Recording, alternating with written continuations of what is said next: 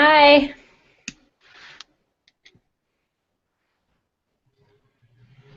How are you? All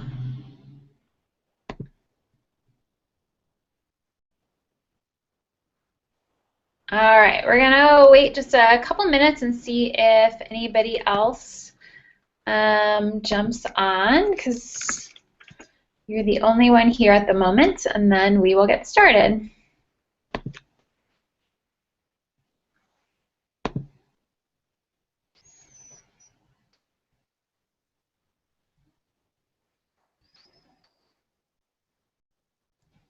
All right.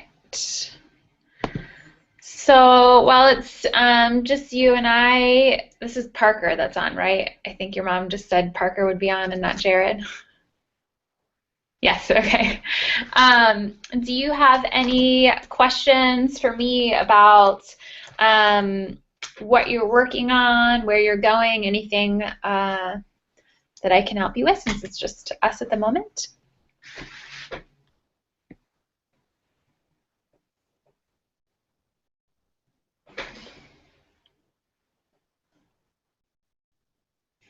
You'll think of one? Okay.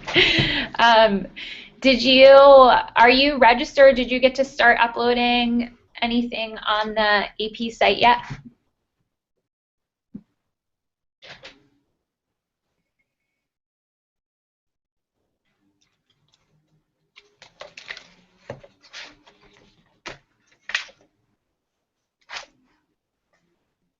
Hi, Addie. Okay, that's fine, Parker. You guys are normally pretty good with things. Just want to make sure that. So, do you already have the code at least to log in from the school, or are you still waiting for some information from the school you're submitting through?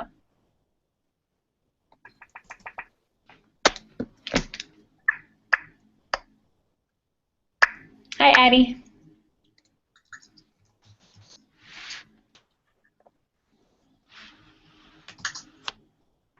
Okay. All right, so I don't know if anybody else is joining us today or not. So right now it looks like it's Parker and Addie. Addie says I just sent my photos. Please turn in the poor quality. Okay, let me jump over and see if they're there. Yep.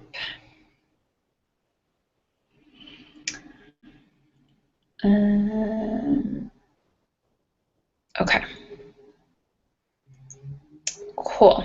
All right. Let's see. I think we are still waiting for information. We are having professional photos taken. Awesome. Hi, Kylie. Okay, so what you might want to do, Parker, if you don't hear from your school soon, just follow up with them again. Simply because we're about a month out, so the portfolio itself has to be.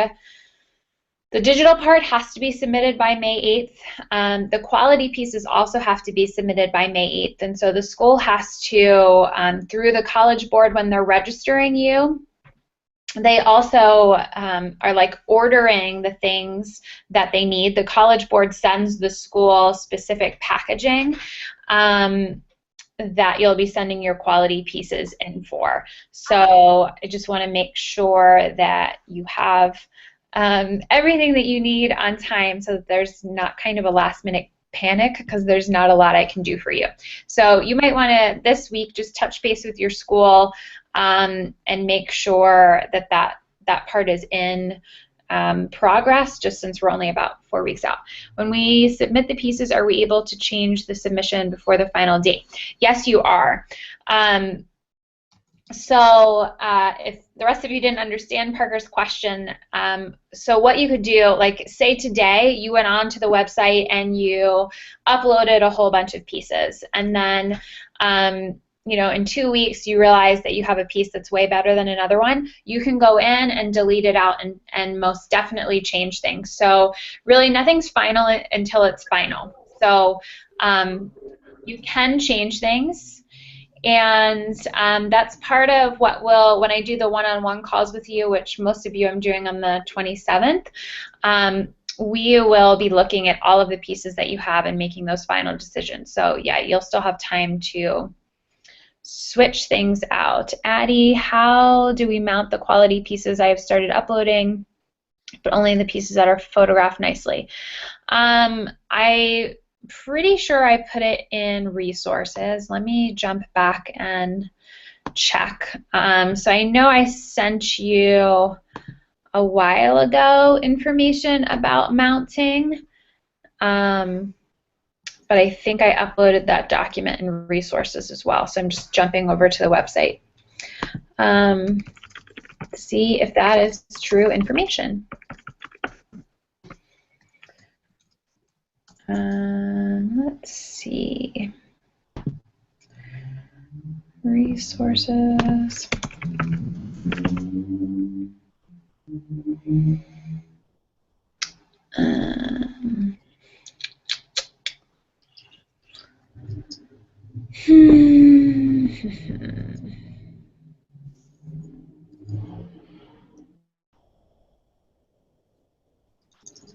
Okay, it doesn't look like I did upload it in resources, so I will re-find where I put that unless any of you in the call remember what week I uploaded that. Let me write myself a note of, let's see, I'm going to retake photos of all 24. Do you have any suggestions for the 18 by 24 photos? They always seem to curl up at the edges, including the one I just sent. So yeah, what you might want to do, Addie, since they're curling up a little bit, is actually mount them onto like a piece of illustration board or a piece of foam core, so that it does stay really flat, because that is going to be super important when you photograph them, and that's really the easiest way to go about having them be flat. I normally poster putty them down.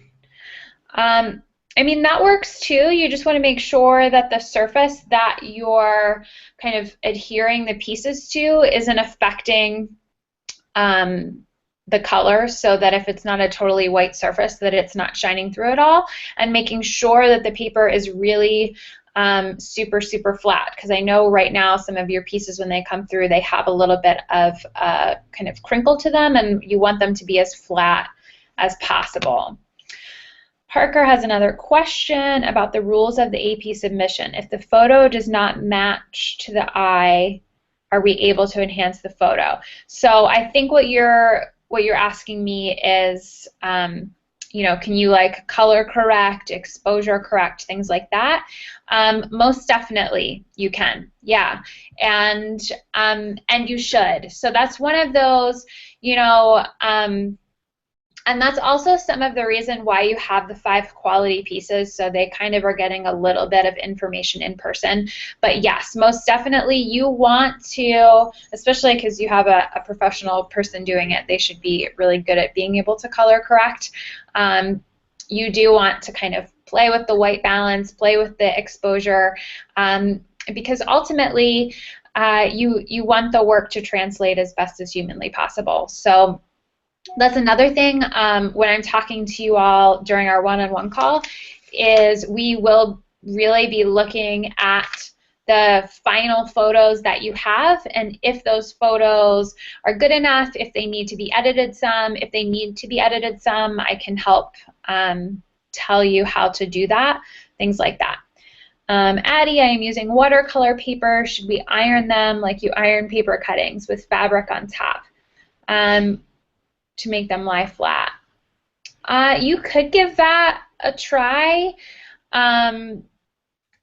So I'm guessing so a lot of watercolor paper, if you get really heavy duty, shouldn't wrinkle as much. So you could try and iron them. The other thing when you photograph them is to try and really, you know, maybe get some spotlights on them, which is going to help take away the shadows that pick up some of the wrinkles.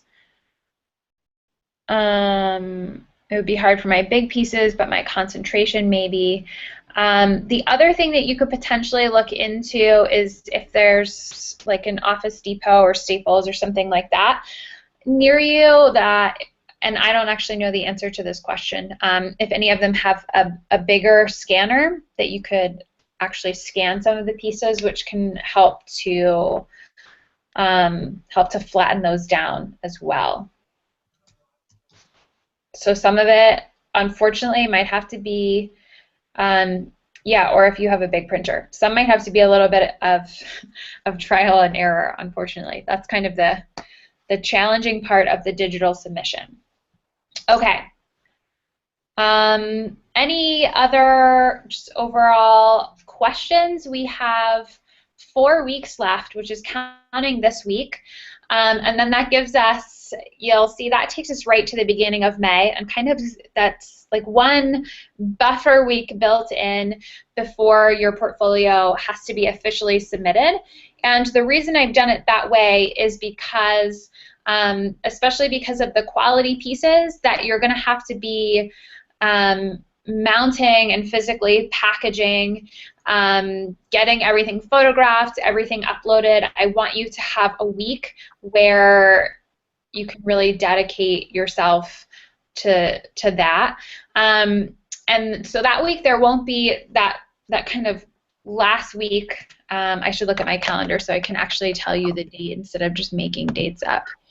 Let's see, that would be, so that is Monday would be May the 4th, and then the portfolio submission is due May the 8th. So that week, all of your pieces should be done. There aren't going to be any new assignments. What I will do that week, and it's kind of up to you if you'll need me or not. As usual, I will hop on here in a Google Hangout and really just be here to answer any questions for you. So if you're having any submission issues, I'll help you troubleshoot through those as much as I possibly can. If you're having last-minute decisions that you need to make about which piece is going where, things like that, I'll be here. So it'll be almost more like office hours, that if you're fine and don't have any questions, you don't have to hop on. If you are like stressed out, need my assistance on something, I'll just be hanging out here to answer your questions, okay? So you want to kind of keep that in mind, that in 4 weeks, you should have your 12 concentration pieces finished, and you should have your 12 breadth pieces finished, which I think most of you are actually in a really good situation for that. And then we will pull your 5 quality pieces out of whatever is your best from breadth and concentration. So is everybody feeling okay about that? Anybody kind of having a panic attack, getting stressed out, feeling overwhelmed when you hear you have 4 more weeks? I don't think any of you should be. Kaylee just decided to restart her concentration, which we're going to look at a bunch of her pieces today, and I think we're going to be fine. All right.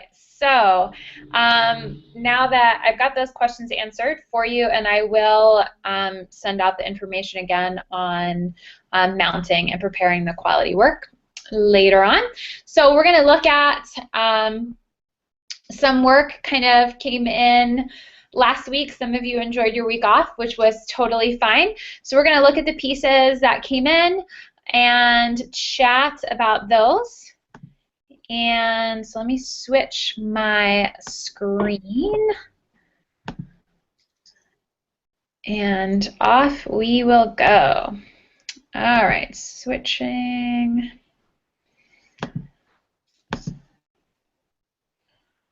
Okay, so are you guys seeing my computer screen? Yes, awesome. Okay. So as I mentioned, Kylie is switching up her concentration, which is a bold move at this point in time, but I think she can pull it off. So if you want to hop on and tell us kind of what you're switching it to and why you decided to change. I'm switching it to human-animal transformations. And I decided to change it because I feel like I'm stronger in like areas of texture and stuff, which a lot of animals have. And I also went to a art critique at my local high school, and also the art teacher there and the students there also agreed. So. Mm-hmm. So what did you know that you were good at drawing people and animals, and like were you keeping this a secret from us, or was this just a sudden was this a sudden discovery? It was actually sort of a sudden discovery. I was just sort of like experimenting with it, and I really enjoyed it, and it was like a lot more fun. It was like a lot of fun, yeah. So. Yeah. Your piece, you look much more confident in the pieces that are coming through. The one thing, and this is where you're going to have to kind of keep switching your mind. So if you all think way back to the concentration, which at least to me feels like that was forever and ever ago, one of the main things you really need to pull through these pieces, which you're going to have to be super intentional about since you're making them so quickly, is transition in the pieces. And so I'm really quickly going to show all of you the 3 that she's done so far. Or maybe you've done 4, but maybe only 3, I forget. There's this one, so that's 1. There's this little guy. And then I have to scroll way down, and then there's this one, and so there's 4. I just don't have the elephant one.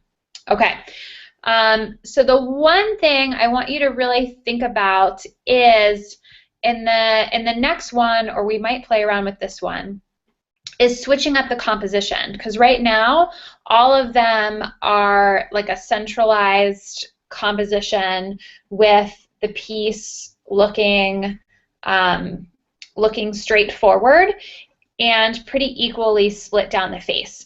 So ideas from the rest of you on, I know I gave you like a quick like drive-by of these 3, so again, on some ways that, since the main thing that she needs to show through the 12 pieces, and so far there's 4 of them, is what are ideas on how you could see these pieces showing some transition?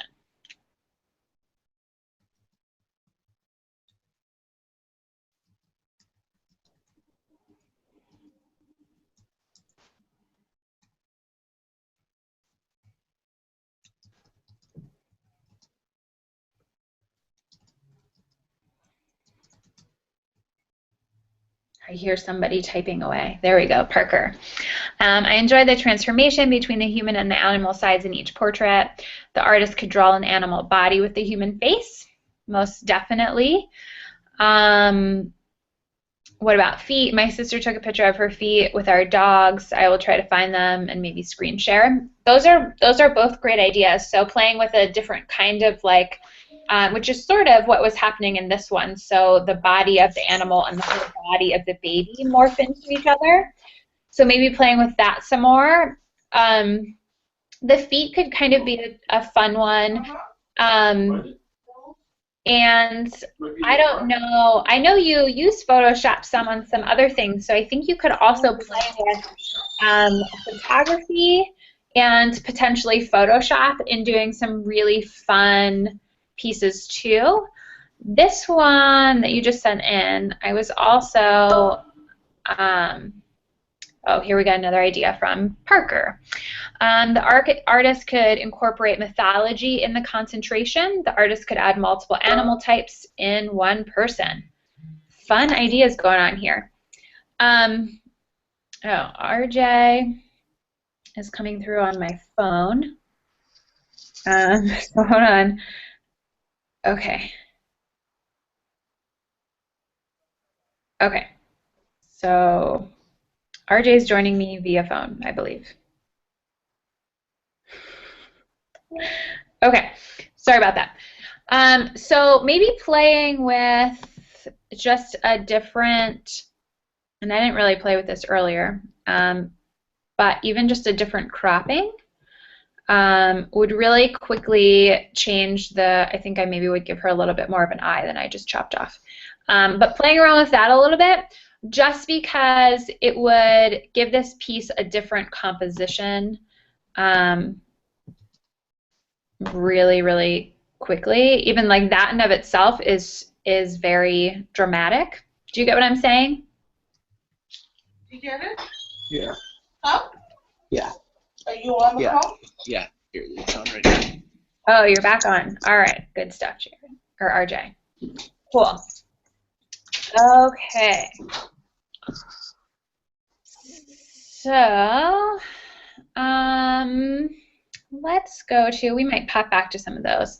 So I'm going to jump into my email because Addie just sent me a whole bunch. Maybe. Okay. Let me download this and open it up.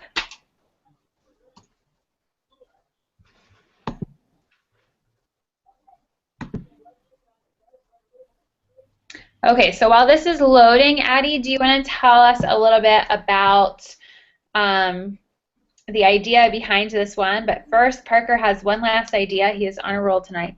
To solve the equal side problem, the artist could draw some animal qualities on different parts of the face. This would create an interplay between different personalities. So do you mean like instead of splitting the face half and half, kind of spreading the animal qualities out more all over it, I think is what you're saying. Yep. Yes, that would also work. Okay, Addie, you are up. Okay, so this is a photo where I transformed old postcards into mailmen, and what was really cool about it was I went down to our post office and asked our postmaster if he would stamp them for me, and instead of stamping them, he opened up this drawer and he had all the old postal stamps that they didn't use anymore. So I got to take them home and use them for a day, which was awesome. So that's where I had the parcel post in the background with the stamps. Mm-hmm. And then the green on their jacket says, the first one says, first class. Wait, I can't really read on the screen. Yeah, first class, fragile, and then delete. And then the text across their faces says stuff to the extent of missent by publisher and all sorts of lovely stuff that you never knew you would need for a post office. All right, so I want to hear from the rest of you. We're going to specifically focus on elements and principles of art. So I want you to tell me what element or what principle, we'll see what you can remember, what element or what principle do you feel is the most dominant or the most emphasized in this piece? All right, Parker says balance, and why do you say that?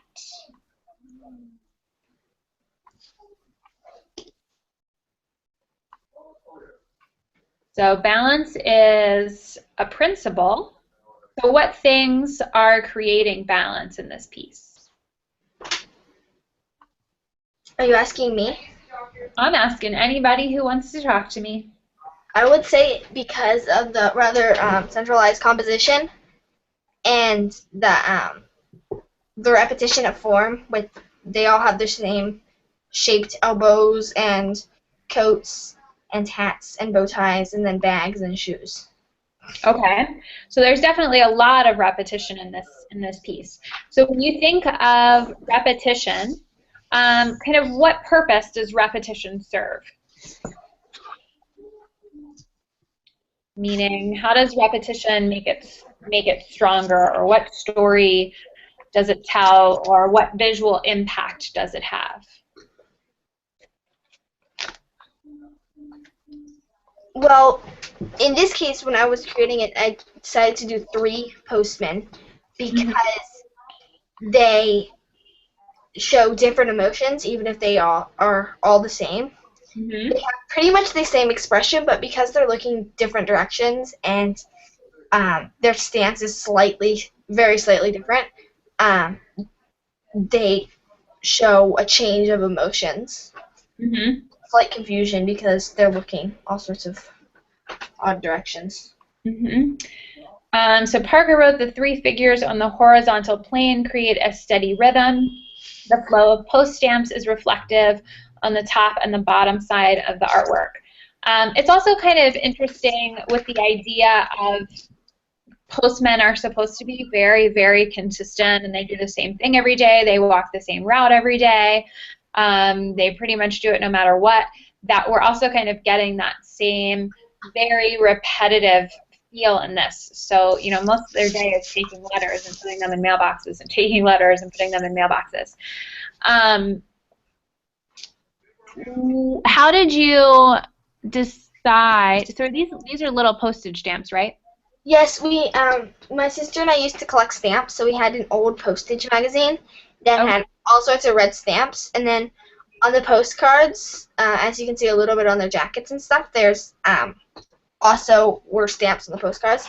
So I cut those out and stuck them on. And they're not actual postcards because they would be too thick, so I just photocopied them.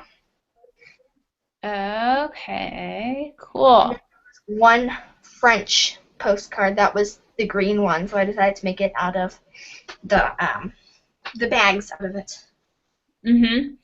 So how important to you is it that when the person looks at this, they are able to tell that these are stamps and that they can kind of see the quality of the postcards and read the stamped words? Is that important? No, it's not. Okay. It's just a background and a repetition of form that I liked. Okay, that is fair enough. So how about, do any of you want to see anything change to this piece, or are you happy with how it is as I'm giving you your close-up tour? I included some details. There was one that I really liked the composition of as well. Let me go find them. Which one? It was the third one. 1, 2, 3. Yes, that one. All right, let's see this guy. And you can see the writing on his face a little bit more as well. All right, folks, what do you think? Do you like this one better than all 3 postmen? Why or why not? Everybody has to cast a vote. I'm going to open this one up too because I'm intrigued by it. Nope. All right, RJ, what's your vote?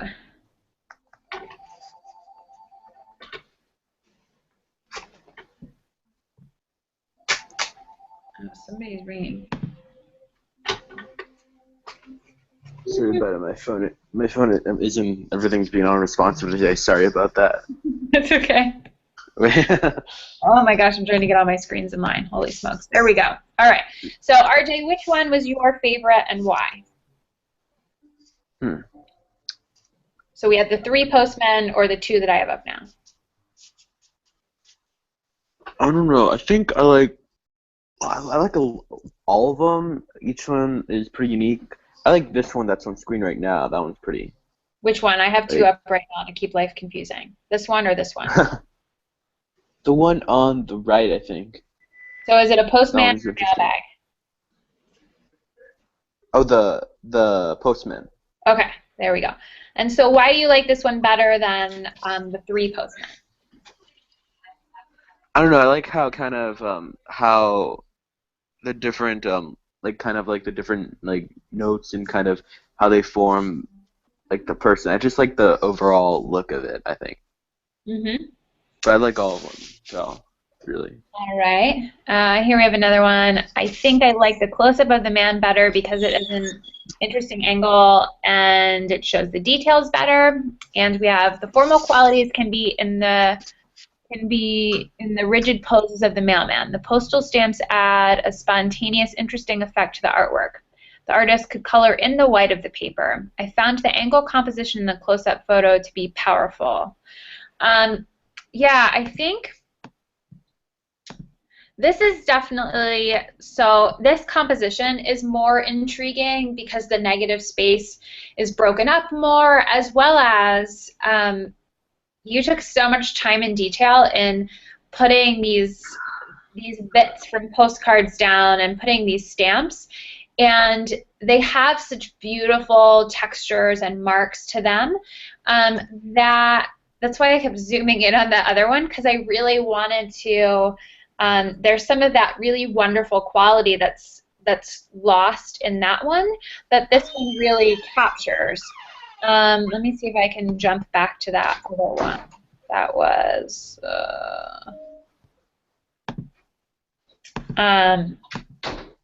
it in this bigger one. Yeah, I'm sure it took hours and hours. This one, it might help if there was just a line or two that went and split this negative space up a little bit, so it wasn't quite so equal. But right now, that cropped version is definitely.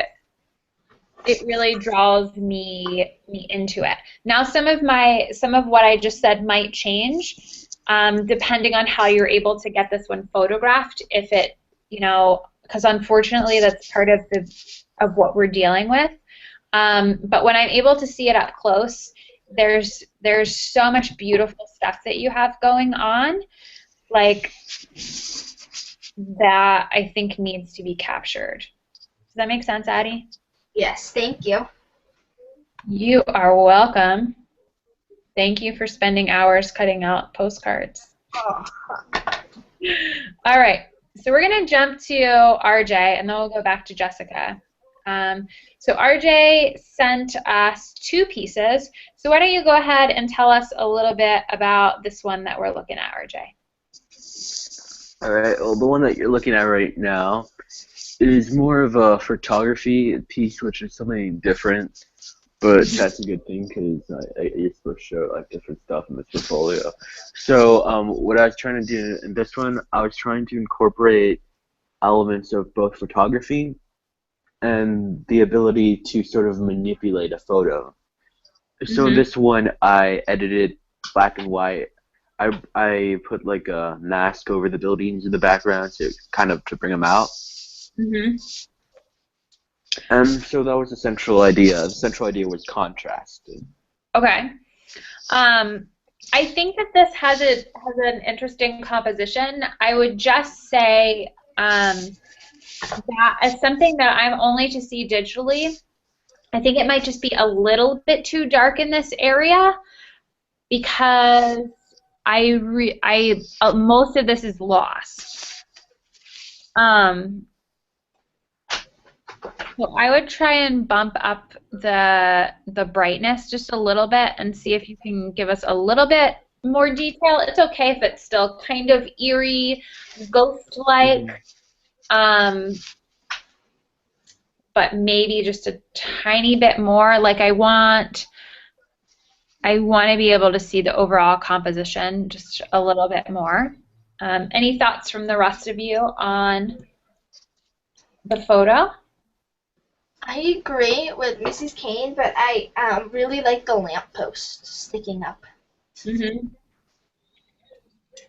Yeah, like that has a nice line and break. The sky does really draw you in. It has we see all the textures of the clouds, lights and the darks. It's just like I know there's more information in here, and I want it. So especially because it's digital. You can even go ahead and bump the brightness up a little bit, play with contrast a little bit, and send me a couple versions. That's the beauty of digital. Then tell us a little bit about this one. Okay, that one. Wait, which one is that? Let me screen this. Oh, okay, that one is also a photograph, but this time a more. Rather than a photograph, I'm gonna call this one graphic design. Cause I sort of have a passive graphic design, so I'm sort of returning to like what I used to do. Okay. So what I'm doing with this one, I added the contrast of the trees and the more brightness to the center, and then I actually digitally added the people in there to sort of tell a story. Okay. The photos that you're working with, did you take the photos? I did. Okay. So we're going to jump back to the other one in a second and play with cropping. But what I want you, for this one, when you're thinking about the elements and principles of art, what elements or principles do you feel like are being emphasized or manipulated in this? And anyone's allowed to answer. I would say contrast again. Okay. So what different things do you see that are creating contrast? Well, the silhouettes of the trees against the lighter sky. And then, where'd it go? Oh. And then the lighter patches on the ground. Okay. Do you see contrast happening anywhere else? Not a lot, no. Okay. So we have contrast taking place. Let's see. We have, even though it is a photograph, the trees add a unique quality of dripping ink. That they do, most definitely, because of how dark and how solid they are. I'm trying to think if there's anything else. Well, let's go play with we're going to play with the cropping of this one. So Parker had recommended, let's see, to have less of the houses. So play around. I kind of like this angle, so I don't want that to leave very much. Let's see what happens. So yeah, that also, you don't have to do much work if you do that then. So you could play with the cropping a little bit so that there's just not so much the what felt like kind of black negative space. You could play around with that as well. This one feels a little, I don't know what it is. I feel like there's something missing.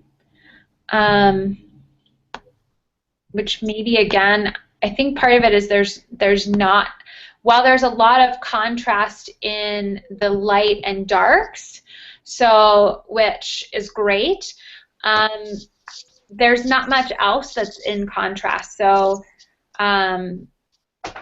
maybe bringing in another texture for us, or even playing with that idea. So where Parker was saying that the trees, because they're so dark, start to kind of remind us of ink drippings, that maybe you play with because you are good on the computer, but you also like to draw. Like, I could see this being really interesting and comical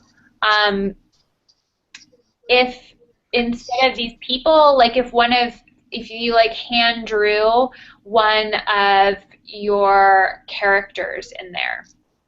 I think what's happening is this piece doesn't feel, it doesn't feel like it has a really strong point of view or a real strong voice to it. And I think it's just because it's kind of like one of those scenes we think of, like we have these nice, beautiful trees and nice open space and this great couple that really loves each other.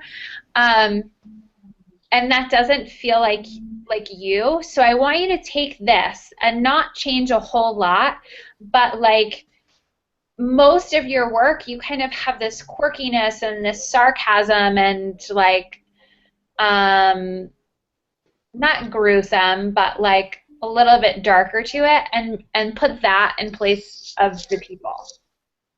Okay. I'll definitely try that. I think that's gonna be more you and really capture people's attention. Or even like I could see like a lot of your characters had like big, long, creepy fingernails. If we even, which you could with Photoshop, just like clone stamp or copy and paste part of that claw out of another piece and have it like, if you could see my hands right now, I'm doing a lot of clawing motions. Having it like on the edge, almost clawing it and like ripping this page, almost like it's pulling it off. Okay. Is that making any sense? Yeah, for sure. I definitely hear what you're saying. I'm gonna try to play around with that and kind of add Yeah. some more to that. Yeah, we need some more RJ in that one.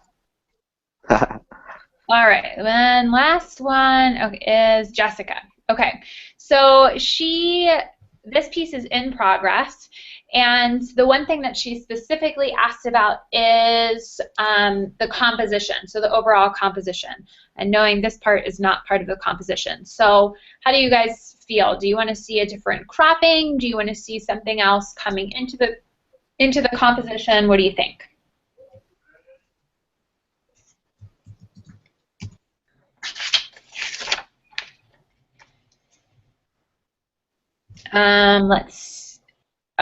So Parker gave you another idea, RJ.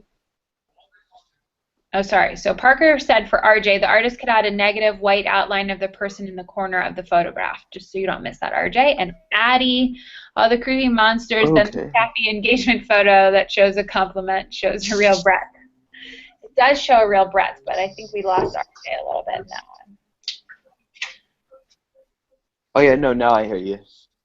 Okay. Yeah, sorry about that. That's okay. All right, so ideas on the shoes and composition. Oh, but thank you for all the advice and everything on from my last pieces. That really helped. Sure. It really helps. What we're here for.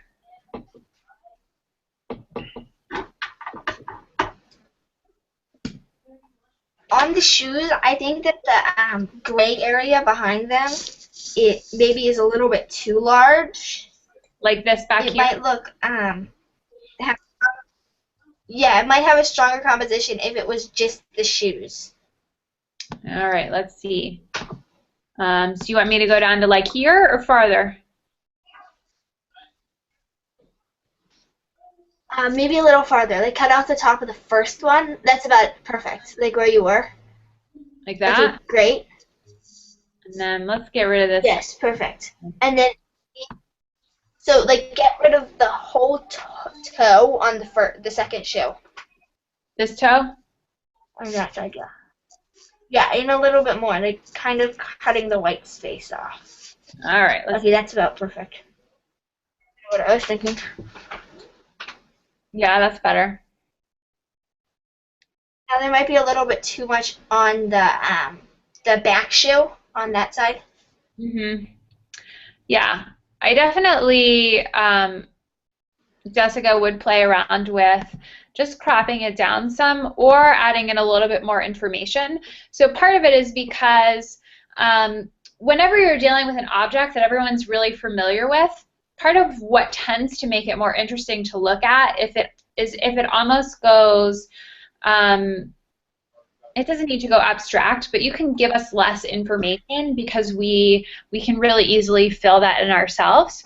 Parker says, I do enjoy the still life in the artwork. The artist could add an object in the background that is red to balance the composition. So that would also be another, that could be another option of something kind of popping out over here or something. It looks like there's like a door being painted back here, so something in the background.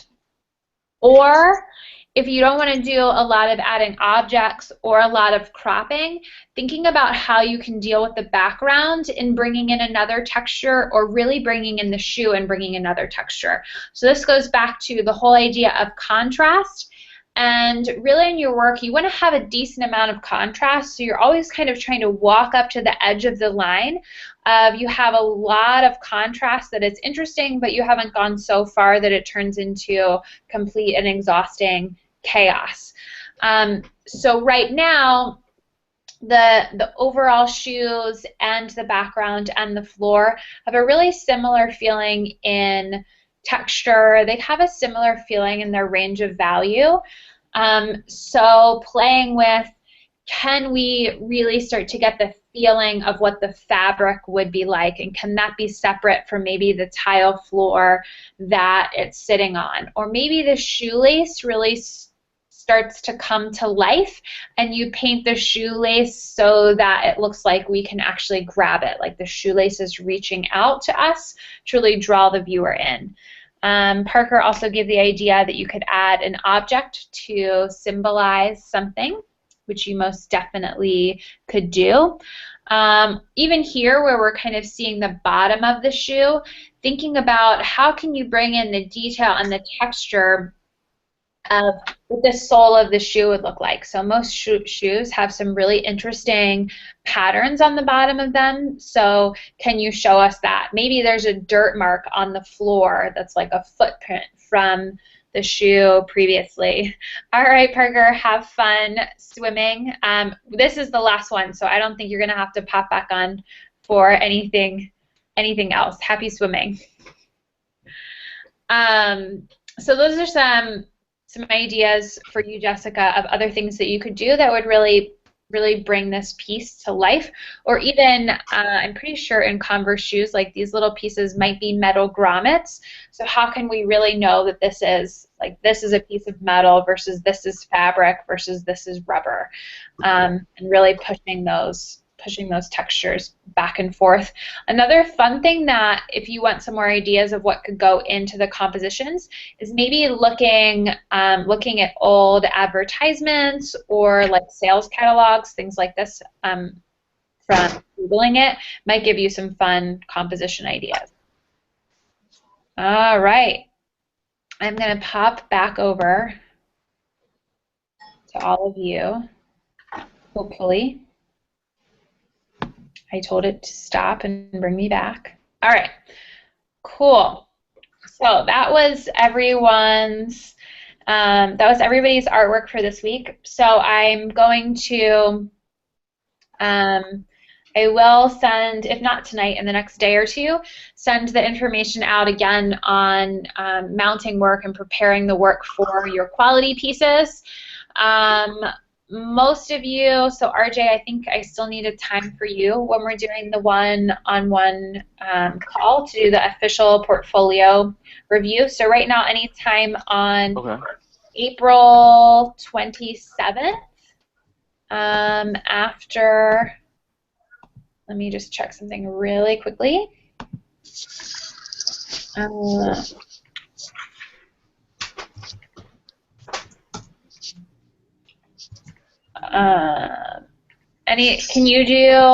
Can you talk at, I'm on the wrong month. Hold on. Can you talk on Monday the 27th? So Addie, we're doing 4 o'clock, right? Or are we doing 3 o'clock? 3:30. We're doing 3:30. Why did I type in 3? Okay. Addie's at 3:30. Okay. Can you Skype at 4:30 on Monday the 27th? Yes. I believe I can. I'll check my calendar because right now my computer's being really like unresponsive and won't open anything. But okay. But I'll email you. At 4:30. At 4:30, right? Yeah. So it's the exact same time that our class call usually is. Okay. So it's okay. But let me know for sure. For sure. All right. Any other questions about what you're working on, portfolio submission, things that are stressing you out, things that are good in life? Would I be able to take some of my old concentration pieces and put them into my breadth? Most definitely. That is what we are doing. So I don't want you to even worry about that right now. What we'll do when you and I talk, which we talk on the 20th, so when you and I chat with each other, what we'll do is we'll look at your old concentration pieces, and we'll look at your old concentration pieces plus your breadth pieces and choose the 12 best things from that and push that into your breadth, and then we'll have your new concentration pieces. But since you have a lot of work to do on drawing. I don't want you to even like worry about that right now. You most definitely have enough to put together a breadth. The other thing that we might do if we need to is remembering that in the concentration section of the portfolio, you're allowed to have some detailed images. So meaning you could do like one piece might be like the girl is the tiger, and then another piece could be like a really interesting cropping of that. So just keeping that in mind that for the concentration, you don't officially have to do 12 pieces. Does that make sense? Yes, that makes it a lot easier. Okay. Yeah, and don't be afraid to play with photography, play with collage, play with some of those other things that tend to go a little bit faster, because those are also going to help show some transformation for you. And you did some really cool collage things earlier, so I think that could translate really well to this concept. Okay. Yeah, I'm planning on doing a Photoshop one of my little sister on the monkey bars, and I'm gonna like add her like a monkey tail and stuff. Cool. Very good. Any other questions or things that I can do for you? I don't think so. So how many more pieces do you have to do, Addie? Is it 2? 3? 3. 3 more. I have either 2 or 3, yeah. I think you might only have 2. I might be wrong, but I think you might only have 2. I can look. Because I feel like I typed in number 10 for you today. RJ, how many more pieces do you have to do? I'm not quite sure. I'm still catching up with some of them, but I should be almost done. I think, hold on, let me open up my gradebook really quickly and see what I have. Let's see, so Addie, I have you down as only needing to do 2 more. Yeah, I just looked. And that is correct. So you're in good shape. So RJ, let's see, I need to, so the 2 pieces we looked at today would be piece number 6 and piece number 7 according to what I have. So you have to do 8, 9, 10, 11, 12. So I have that you have 5 more to do, which means more than 1 a week. Okay. Okay? I can do that. All right, so you gotta just make sure that you're really watching your time, because when we come to the end, we come to the end. Do you have a school that you're set up with? Yeah, yes, we do. We're just waiting for them right now to get back to us on one thing, but Okay. I have somebody selected. All right, sounds good. Well, I look forward to seeing. Oh, Addie's writing. About to go back deep into the world of puppet costume, working on a witch, and she is wearing black and blue in the late 1890s style. I'm very excited about her because she is the first large human marionette I have completed, or almost completed. Also, she has glass eyes. That's awesome.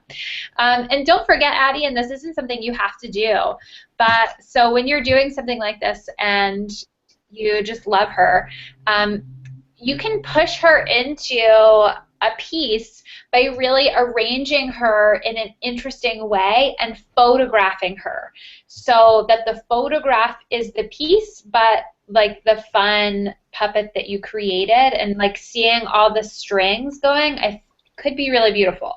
So because I know you've wanted to kind of bring, she's almost 2 feet tall. That's fabulous.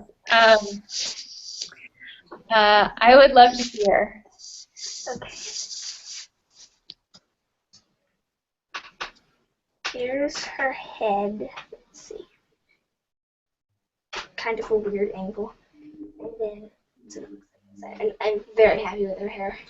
And then her body is kind of in progress still. It's made out of chicken wire, and she is not fully dressed yet. Have you thought about photographing her for a piece?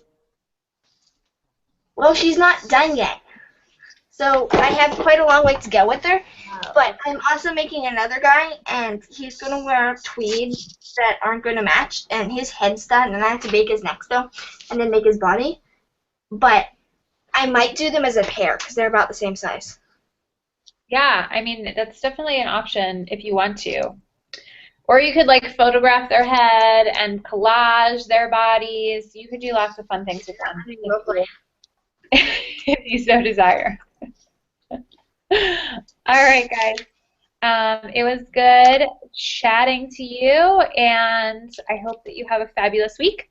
As usual, if you're stuck or have any issues, shoot me an email, and I will hopefully help you out. So RJ, what I'm going to do is I'm going to grade, actually I'm going to grade both of those pieces that you sent me. I would love to see you make those changes, but just since you're on a pretty tight time schedule, I'm going to go ahead and grade them, and when you get to making those changes, then I can adjust. Okay? Sounds good. So should I make changing them a priority, or should I make like just finishing the main thing? Let's go right now with finishing, and then make changes once everything's finished. Sounds great. Okay? All right. And your goal is you've got to be turning in more than one thing every week. Sounds good. right. I'm gonna get to work on that right now. All right. I'll talk to you later. Good. Thank you. Thank you for the call. See ya. Bye. Sorry for any technical difficulties. Oh, that's okay. These things happen to the best of us. I've hung up on all of you before, so. Oh yeah, my computer became self-aware or something. I don't know. It happens. Going all Terminator on me. All right. See ya. All right. Bye.